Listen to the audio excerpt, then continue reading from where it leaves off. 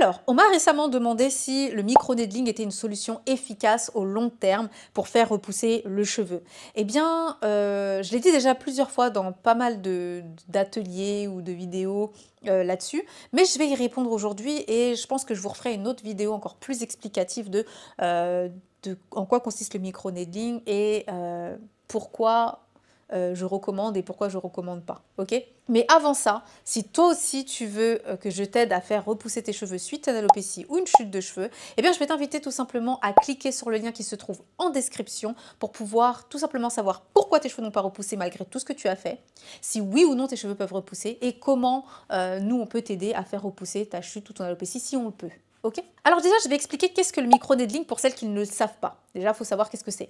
Le micro-needling, c'est le fait de faire des micro-perforations dans ton cuir chevelu pour pouvoir injecter un sérum. Des fois, ils font juste des lésions, c'est-à-dire qu'ils n'injectent pas de sérum. C'est juste pour créer justement des lésions et pousser ton cuir chevelu à créer une régénération. D'accord? C'est le même principe que ce qu'on fait le micro-needling aussi sur la peau, par exemple, pour lever les rides. Donc, on va créer des micro-lésions et laisser la peau se régénérer pour pouvoir justement enlever les rides, etc. Ok? Faire une régénération spontanée de la peau. Et là, eux, ce qu'ils veulent faire, c'est faire une régénération spontanée du bulbe pileux ou alors, plus souvent du bulbe pileux, ou alors d'augmenter justement la circulation au niveau des vaisseaux sanguins. Ok?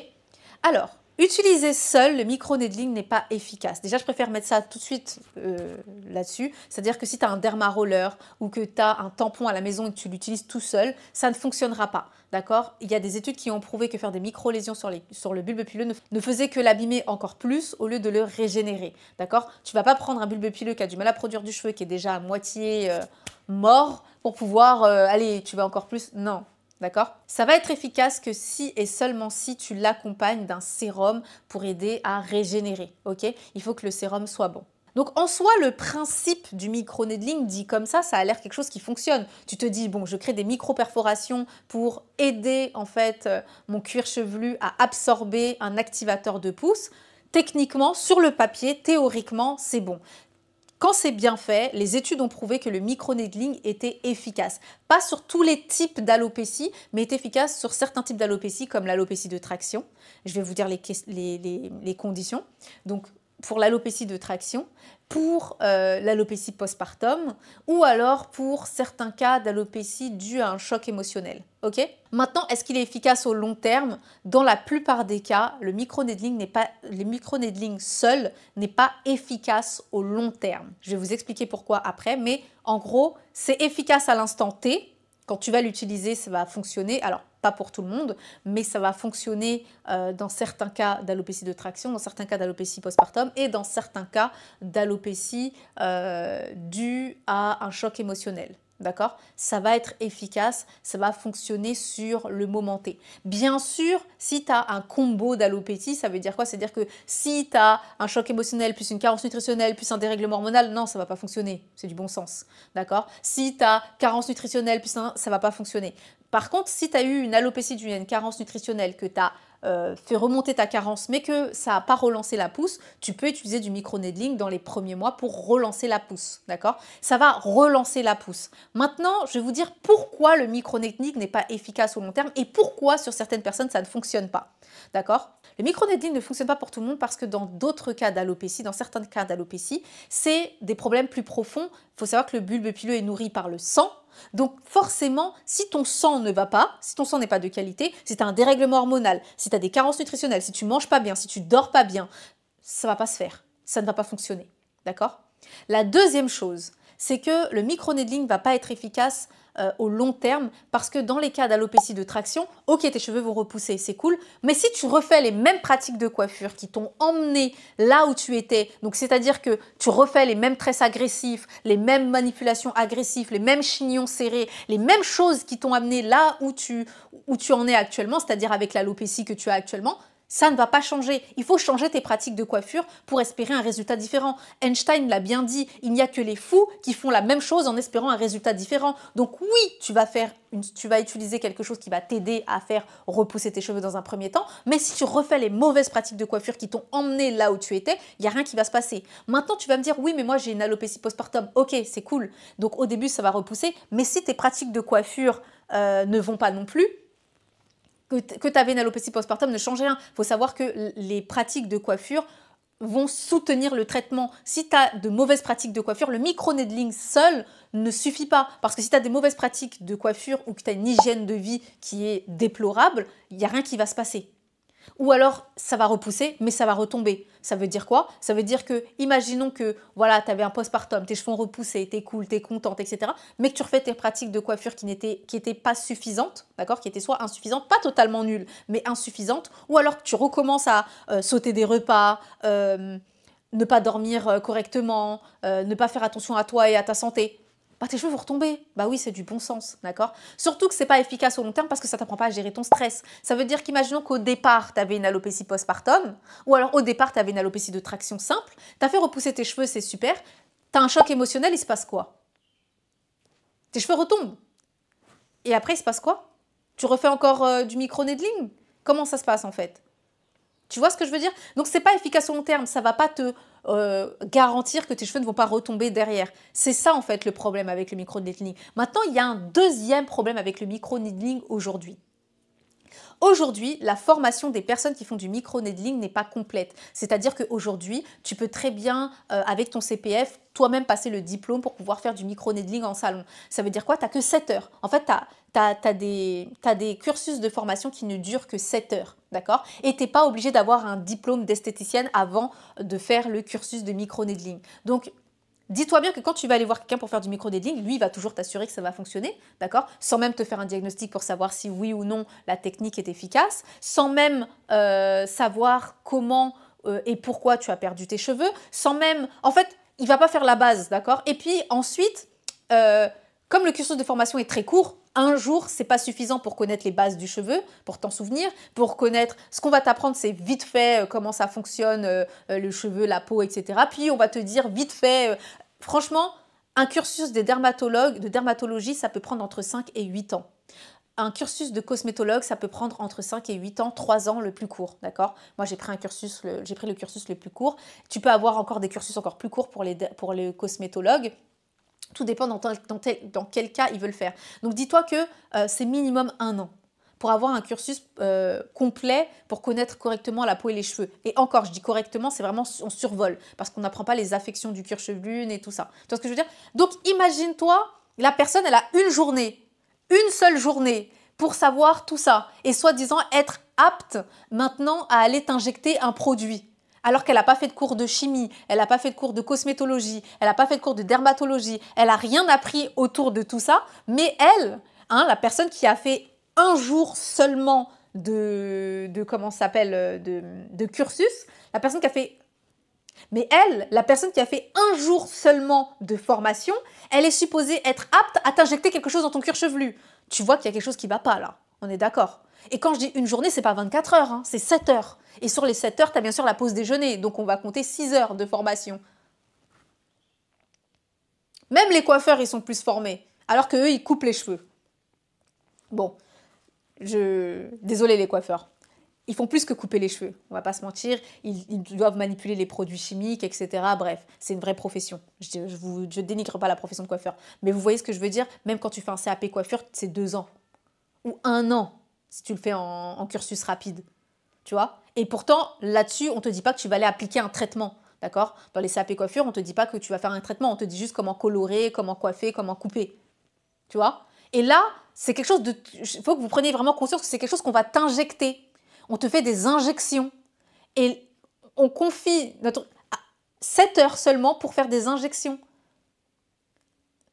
D'accord? Et le pire, c'est pas ça, c'est que la personne, tu vas lui demander qu'est-ce qu'elle t'injecte, elle va te dire « Oh, c'est un cocktail de vitamines qui m'est fourni par je ne sais quoi. » Tu sais même pas réellement ce que la personne elle t'injecte. La plupart du temps, elle-même, elle sait même pas qu'est-ce qu'elle t'injecte. Elle va te dire c'est des vitamines, mais parce qu'elle n'est pas capable, puisqu'elle n'a pas le bagage scientifique pour te dire quelle est la composition du produit qu'elle va t'injecter. Donc, vous vous rendez pas compte à quel point c'est dangereux. C'est vraiment super dangereux. Quand tu vas dans des instituts pour te faire du micro-needling, il faut t'assurer que le personnel est vraiment formé. Quelle formation ils ont? Est-ce qu'ils ont une formation en cosmétologie? Est-ce qu'ils savent réellement qu'est-ce qu'il y a dans le produit? Est-ce que vous êtes capable de me fournir la liste des ingrédients des produits? Si en plus, parce qu'en plus il y a des instituts qui te disent non, c'est notre composition personnelle, donc c'est un secret, donc on ne vous dit pas ce que c'est, mais fuis. Mais fuis très loin d'eux. Parce que demain, tu fais une allergie aux produits qui vont t'injecter, tu finis aux urgences. Qu'est-ce que tu vas faire? Moi, je te le dis parce que j'ai accompagné une diva qui a fini aux urgences. Et oui, je l'ai reçue en entretien et elle m'a dit qu'elle avait fait justement des séances de micro-needling. En plus, la personne voulait qu'elle paye les séances de micro-needling avant d'avoir fini. C'est-à-dire qu'elle a dû payer les 10 séances à 250 € la séance. Donc, elle a déboursé 2500 € pour 10 séances de micro-needling pour lesquelles, en plus, c'était non remboursable. Et au final, elle a fait que 5 séances. La première séance, elle a déjà commencé à sentir que son cuir chevelu était rouge. Elle a commencé à voir qu'il y avait des boules parce qu'on lui a pas bien injecté le produit. Ça faisait des boules. Normalement, c'est pas supposé faire des boules. Bref. Elle commençait déjà à faire des réactions allergiques. Donc, pendant une semaine, elle a eu mal jusqu'au prochain rendez-vous. Elle avait déjà mal. Hein. Elle a appelé la personne en lui disant « Mais je ne comprends pas, j'ai mal. » Elle a dit « Oui, c'est normal. Il faut attendre 48 heures que ça fasse effet. Puis après, tu n'auras plus mal. » 48 heures, 2 jours, 3 jours, elle a toujours mal. Elle dit « Oui, il faut quand même que tu viennes faire ta prochaine séance parce que c'est important pour ne pas enlever les effets du produit. » Elle revient, elle refait, elle a mal, elle ne peut pas dormir. Ok. 3e séance, elle revient, elle a mal, elle ne peut pas dormir. 4e séance, elle commence à se sentir vraiment pas bien. Et 5e séance, elle s'est évanouie. 5e séance, c'est pas pendant la séance qu'elle s'est évanouie, c'est après la séance qu'elle s'est évanouie. C'est genre, elle se sentait pas bien. Heureusement que sa copine est venue lui rendre visite. Parce qu'elle était vraiment à l'ouest. Elle a fini aux urgences. Et quand le personnel des urgences lui ont dit qu'elle était en train de faire une réaction allergique à un produit et que c'était problématique, qu'elle aurait pu faire... En plus, elle aurait pu faire un AVC aussi parce qu'en gros, il y a eu une inflammation des vaisseaux au niveau de la tête. Donc, c'était pas qu'au niveau du cuir chevelu, c'était aussi au niveau du cerveau. Ça allait très loin. Quand on lui a demandé qu'est-ce qu'on vous a injecté pour qu'il puisse essayer de la traiter, elle était incapable de dire qu'est-ce qu'on lui avait injecté. Donc, le personnel des urgences, il ne savait même pas quoi faire. Je ne sais pas si vous vous rendez compte à quel point c'est grave. Madame, qu'est-ce qu'on vous a injecté? On regarde son cuir chevelu était rouge dans un état mais catastrophique. Ils ont pris sa tension cérébrale. Ils voient qu'il y a une forte tension partout. Ils ne savaient même pas quoi faire. Ils étaient perdus. Ils ne savaient pas qu'est-ce qu'on lui avait injecté. Quand elle a appelé la dame pour lui dire « Mais qu'est-ce que tu m'as injecté ?» La dame même n'était pas... Elle lui a dit « Oh, c'est un cocktail de vitamines, c'est mon mélange perso. » Oui, mais je te demande qu'est-ce que c'est. Elle n'était pas capable de fournir des réponses correctes par rapport à ça. Je ne sais pas si vous vous rendez compte à quel point la personne était vraiment pas bien formée.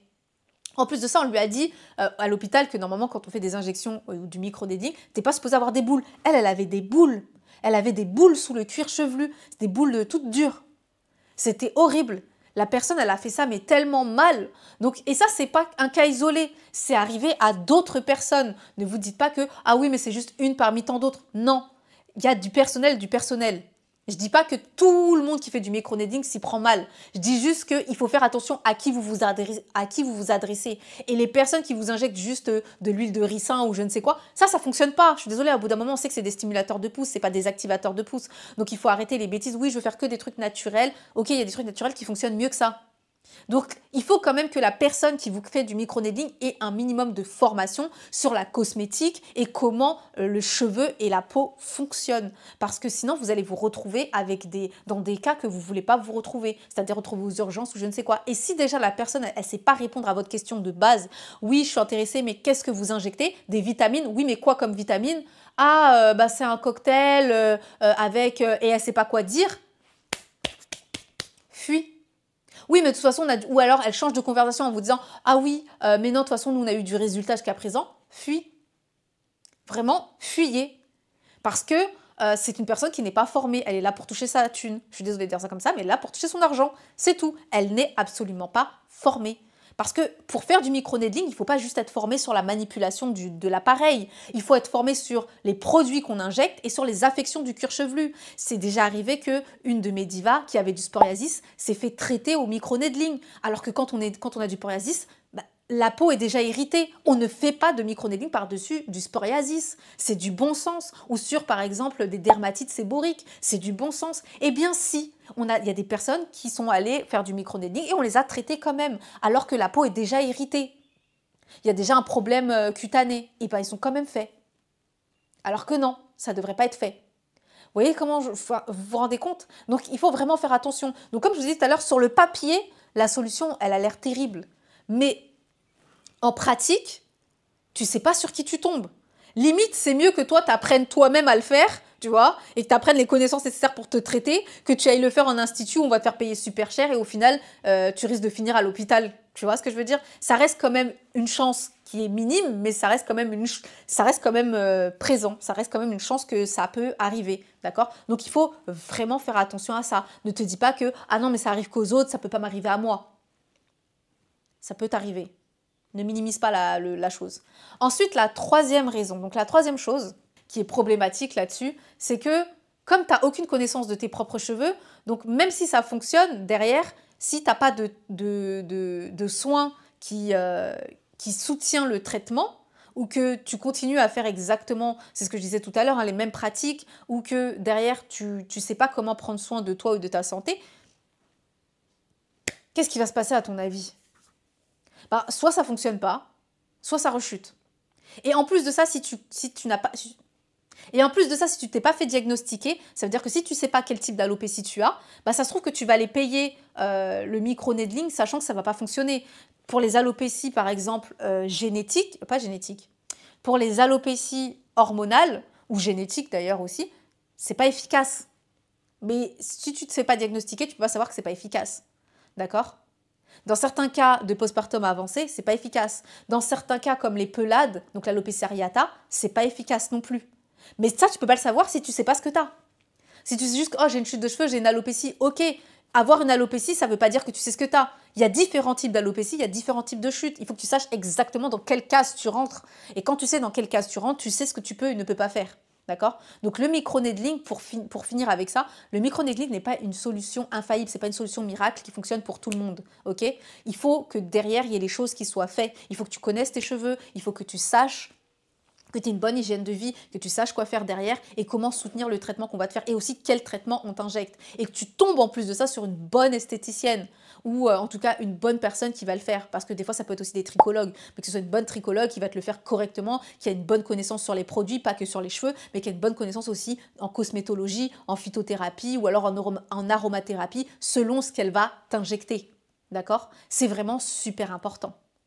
J'irai même plus loin, il y a des personnes pour qui, par exemple, prémenstruelles, pendant les périodes prémenstruelles, c'est déconseillé de faire du micro-needling. Je vais vous expliquer pourquoi. Moi, par exemple, j'ai des migraines hormonales, d'accord, qui sont liées à mes cycles. Ça veut dire que moi, par exemple, dans mon cas, faire du micro-needling pendant mes périodes prémenstruelles, c'est juste non.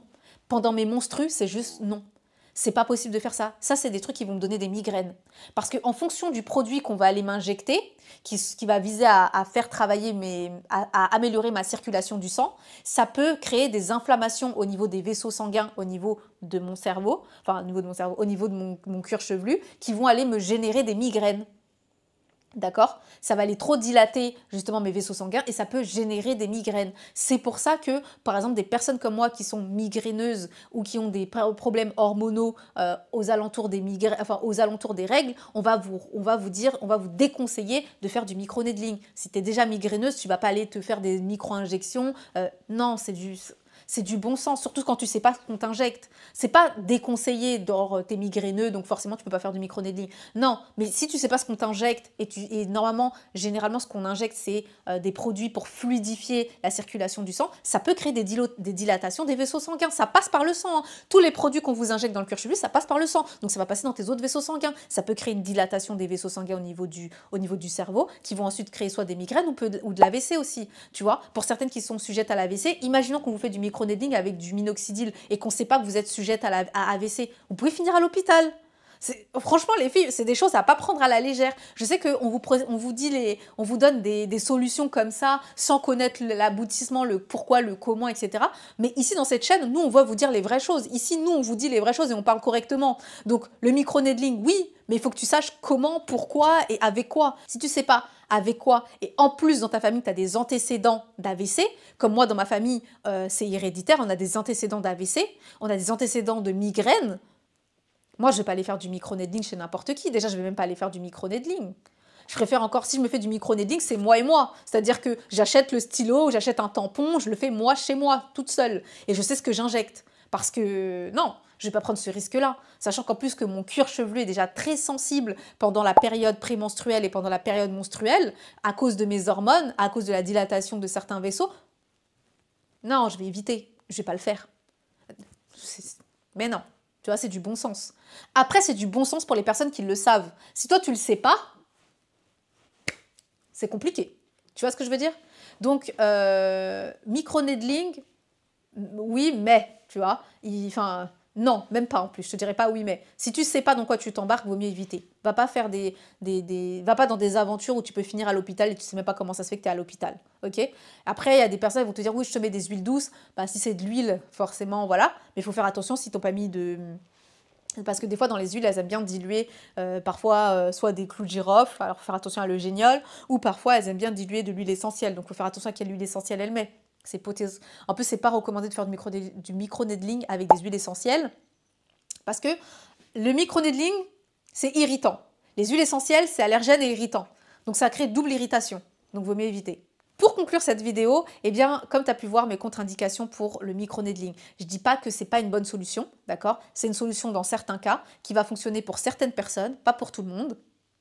Et encore une fois, tu as encore cette marge d'erreur où tu dois faire attention à qui tu confies ton crâne, à qui tu confies ton cuir chevelu. Parce que ça peut être un bon produit, ça peut être une bonne aiguille, mais ça peut être une mauvaise personne.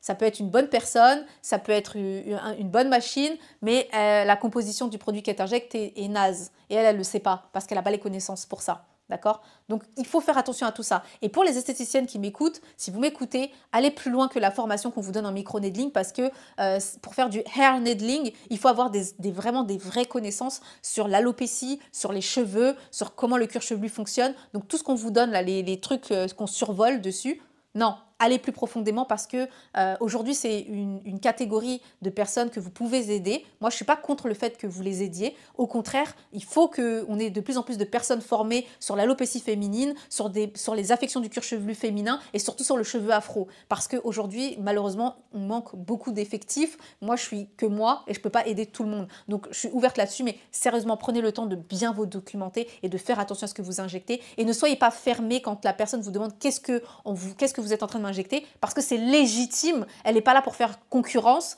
ni pour aller donner votre formule à quelqu'un d'autre, d'accord? Mais elle est là pour ça. C'est légitime de demander qu'est-ce que tu mets sur mon cuir chevelu. C'est légitime. Parce que demain, si elle a une allergie, eh ben, vous avez besoin de le savoir. Et s'il se passe quelque chose, elle a besoin de savoir qu'est-ce que vous l'avez injecté pour dire oui, on m'a injecté ça. Est-ce qu'on peut faire quelque chose? Voilà, ok?